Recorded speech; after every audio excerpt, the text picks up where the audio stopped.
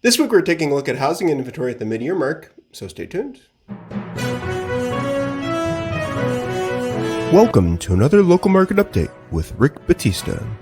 Welcome to another weekly market update and an official welcome to summer. We were off last week due to the Juneteenth holiday, so we've got some catching up to do. This week we're taking a closer look as to how the housing inventory is shaping up mid-year. We'll see how seasonality is becoming a factor again, which is a sign of us moving toward a more normal market. We'll also see how, although with longer market times, homes are still moving rather quickly. Before we get started, I want to let you know that this video discusses both national and local data. The local data that we'll share in just a bit is for Chicago proper, the 77 areas. And although we do service all of Chicagoland, including the Burbs, later in this video, we're only going to dive into the city's data. So let's get started with a fun fact, and we'll share some other info and insights with you before covering the city's numbers. Fun facts, market time. The number of homes available for sale increased 20.8% annually in May, according to Realtor.com's monthly housing market trends report, driven largely by gains in the South, where inventory rose 54.4% year over year. Housing supplies continue to fluctuate across the U.S. amid higher interest rates, with more affordable metropolitan areas such as those in the South and Midwest seeing inventory growth year over year, while more expensive metro areas such as those in the West and Northeast have seen inventory decrease. And don't you worry, we'll definitely get into more data by region in just a little bit. But I often hear that one of the biggest challenges is when people are looking to sell and they're more than likely going to buy again, where are they going to move to? And with this happening across so many parts of the country, it's created a tighter market. With that said, even with prices up in the current interest rates, so many more factors come into play. The reality is people need or really want to move. And more importantly, you have to do what's best for you and your household. And most importantly, you can't put a price tag on peace of mind. So, are you being relocated for work? Do you want a bigger home and yard for your growing family or four-legged children? Are you a parent wanting to be closer to your kids? Are you a grandparent who wants to be closer to your grandkids, even if that means you have to be closer to your kids? Ugh. Maybe you want to move somewhere to be away from everyone. The reality is the data that we've been seeing shows this market is best for someone who's looking to buy and hold for at least 3 to 5 plus years. With Chicagoland being such a hyper-local market, as in parts of many other states across the nation, depending on the particular area's market, a shorter turnaround may make sense too. So no matter what's going on with you, your household, or the economy, and the housing market, it may make sense for you to move sooner than later. What does that look like? Do you rent out your current home and buy somewhere else? Do you rent your current home and rent somewhere else? Do you sell and buy, sell and rent? Maybe you're selling and going to be moving in with family and friends. Remember, no matter what your situation is, we're here to help provide you with the info and data needed to help you make the best decisions for you and your household. Another challenge that we face that's impacting the real estate market, new construction. That's something we just touched on a moment ago in Fun Facts. We need more homes being built, and certainly more affordable homes. You know which part of the country is seeing homes being built right now? Well, if you were paying attention a moment ago, the southern states. We plan to bring you more details on new construction next week. We'll have a little bit more information ready for you, so be sure to stay tuned and check out next week's video. We're beginning to see seasonality once again with active listings. First, let me point out on this slide that comparing this year's May to 2022 and 2021, again, the months of May in those years, we've got more active listings. Yay! However, we're still considerably lower than the years with the more normal markets of 2017, 18, and 19. Now, if you recall, we went through this little thing called the pandemic, and we went from toilet paper memes to quarantines right around mid-March 2020. Since the world was still trying to make sense of it all, that year's May showed higher than this year, but considerably less than the prior years. Here's a quote from Realtor.com that touches on this slide some more. There were 21.5% more homes for sale in May compared to the same time in 2022. This means that there were 103,000 more homes available to buy on a typical day this past month compared to 1 year ago. Despite recent year-over-year active inventory growth, there were still fewer homes available to buy on a typical day in May than there were a few years ago. And to hit this point home just a little bit more, let's extract just the months of May going back to 2017 so we can see them side by side. Looking at this chart here, active listings count since May 2017, the May of each year. You can see where there's a big drop off in May in 2020 when the pandemic was just getting underway. We were a couple months into it, and then a huge drop off in 21 and 22, creating plenty of havoc and just all the insanity we saw across the country. But although we were far from the normal years, we are certainly seeing more active listings, which is a good thing. We want to see it on the rise because we need more. Now, when we look at what's happening across the regions, across geographies, looking at the top 50 metros comparing May 2023 to both last year in blue and pre-pandemic times in red, there's some distinct differences, right? If we're taking a look at this slide, there's a huge shift looking just at the 50 largest metros. The South is seeing way more inventory than over last year. Still quite a bit less inventory than pre-pandemic times. Right here in the Midwest, we aren't doing too shabby compared to last year. but way lower than we were seeing in pre-pandemic times, as is in the East and the West. Taking a look at the top markets for rising active inventory, let's see Illinois on this list at all. Is that good? Bad? One thing for certain is that I believe this signifies what I've been saying for a while now. If the real estate market is going to crash, which I don't believe it will, the Chicago, Illinois market is going to be lumped into that mix. We may have had our fair share of insanity during the pandemic, but we did not see what was happening in many other parts of the country, especially the West, South, and Southwest. I want to share a quote from Realtor.com, where they're talking about inventory. There were 21.5% more homes for sale in May compared to the same time in 2022. However, the inventory growth rate for homes actively for sale continued to slow for the third month in a row as fewer potential sellers opted to list their home and as the market lapped the period of higher inventory growth that started in May of last year. So let's move on to new listings, where you'll see and very likely have experienced a sharper pullback. Looking at this slide, we see that active listings are greater than new listings for 11 months in a row. This is active and new listings each month, with the blue line showing active listings and the green line showing new listings. As you see, the new listings haven't surpassed active listings in quite a while. You have to go back to May of 22. Actually, looking at here, May, April, and March and February of 2022 is when new listings surpassed active listings. And since then, active listings have taken the lead.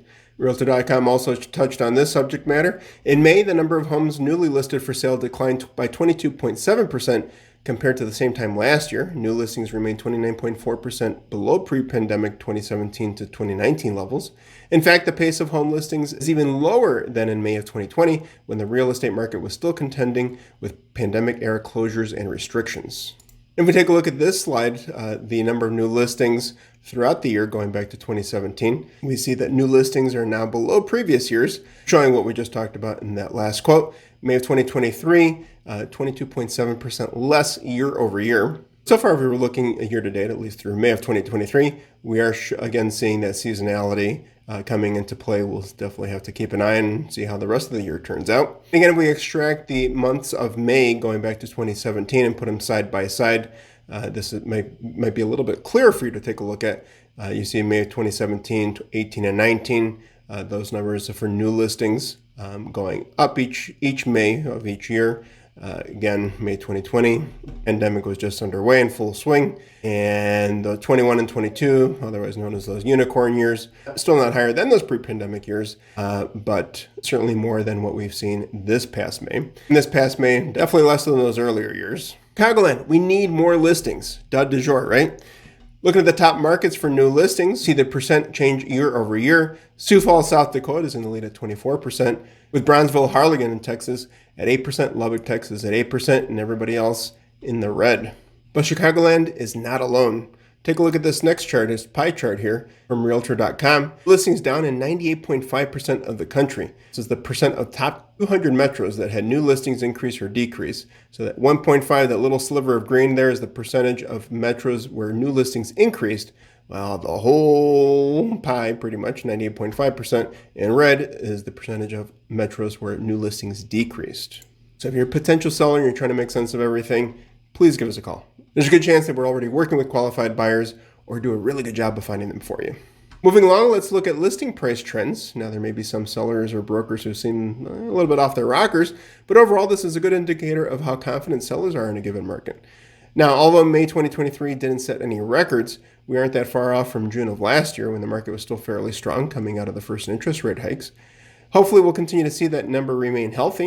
In this next slide, also from Realtor.com, we're taking a look at listing price growth, monthly median listing price. May 2023, the national median price, $441,445, which was an increase of by 0.9% year over year. But what do you know? Illinois finally made it on the list, and we're at the top. This is top markets for listing price growth. The median listing price percent change year over year. Champaign-Urbana, 68%. Salinas, California in second at 47. Fort Stamford in Connecticut in 42. Santa Maria, Santa Barbara, California, 41. And it goes down the list from there.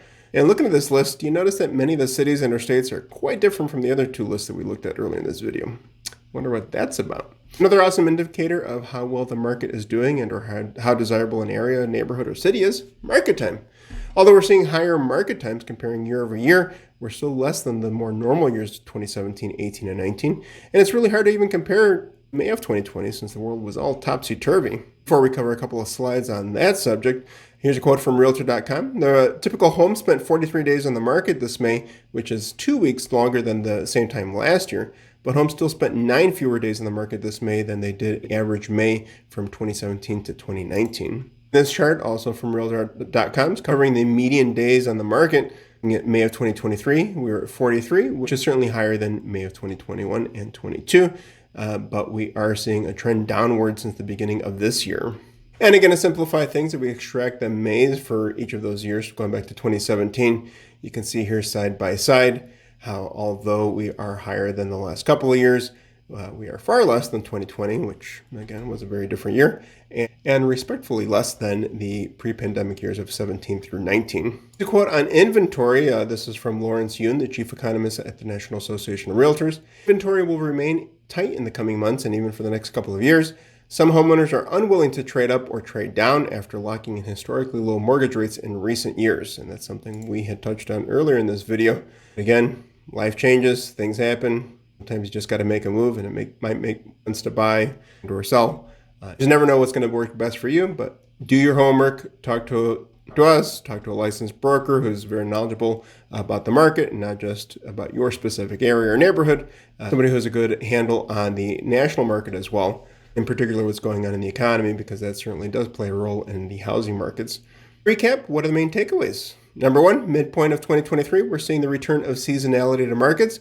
And as far as I'm concerned, that's great news. It means we're on the road toward normalization. It'll take us a while to get there, but after a couple of years of anything but normal markets, this is very good news. Inventory is growing, which is very good for buyers. Listing prices are rebounding, very good for homeowners who want or need to sell. And you may ask, Rick, if home buyers are benefiting and home sellers' confidence is on the rise with a lot of this information, should this improve and help market transactions? The simple answer, yes. Now, what should you keep an eye on this week? Besides all the awesome and informative content we put out daily, a lot of data is coming out this week for the markets and the economy. Also keeping a close eye on different sources and bringing you detailed info as quickly as possible. I'm going to look out today for the Case-Shiller Home Price Index. We'll see what the latest data shows. New home sales data should be out soon, which is an important indicator, particularly in this year's market. Reports due, consumer confidence, pending home sales, and personal consumption's expenditure index, the PCE. A lot easier, right? What is this? Great question. Some of you might wonder, why do we track this? Along with the Consumer Price Index, or the CPI, are the two main inflation measures, and the PCE particularly is the one that the Federal Reserve tracks when they try to decide whether monetary policy is having an impact on inflation. So the numbers from this month's PCE index will tell us a lot about the Fed, about what the Fed is likely to do at its next meeting, whether it's going to raise rates or stay the course, skipping another rate raise like they did this month. Now, it's time to wake up for the moment you've all been waiting for. Information and data is provided by the Chicago Association of Realtors. It is current as of for a week ending June 17, 2023, and current as of yesterday, June 26th. Fun facts to quick facts, we're looking at year-over-year changes. New listings in the detached market was down by 25.2%, while the attached being condos and townhomes down by 32.5%. Contract up in the detached market by 14.8%, and wow, up attached market by 2.3%. Go attached. For sale, I think this is the lowest we've seen it in quite some time. Detached market down by 17.4%, while the attached was down by just over 34%, pretty consistent with what we have been seeing. Unpacking this information a little bit more, new listings, we wrapped up the week of June 17th with 360 single-family detached homes hitting the market with a 3-month average of 341, down by 21.6% year over year. And the attached market, 548 with a 3-month average of 553, down by 31.7%. Under contract, finishing up the week of June 17th with 240 detached single-family homes, 3-month average of 211, down by 8.7% year over year. Attached, 352 with a 3-month average of 342, down by 25.7% year over year. In inventory of homes for sale, we finished the week of June 17th with 2,129 single-family detached homes, 3-month average of 2,159 with a decrease of 2.4% year over year. While the attached market, we wrapped up with 3,299, 3-month average of 3,161 with a year-over-year decrease of 30.6%. So, what does all this information mean for you? Heck if I know. It all depends on what's going on in your life and your household. Let's start a conversation and see how we can help you make the most informed decisions. If you like copies of any of the reports or slides that we shared in this video or any of our more recent videos, feel free to reach out. You can call, text, or email. My contact info is below. And remember, love and money may come and go, but time is something we never get back. So I appreciate and thank you for spending some of your time with me today. If you want to stay on top of the market with us, be sure to like, subscribe, and hit that notification bell. As always, take care of yourselves and each other, and we'll catch you next time.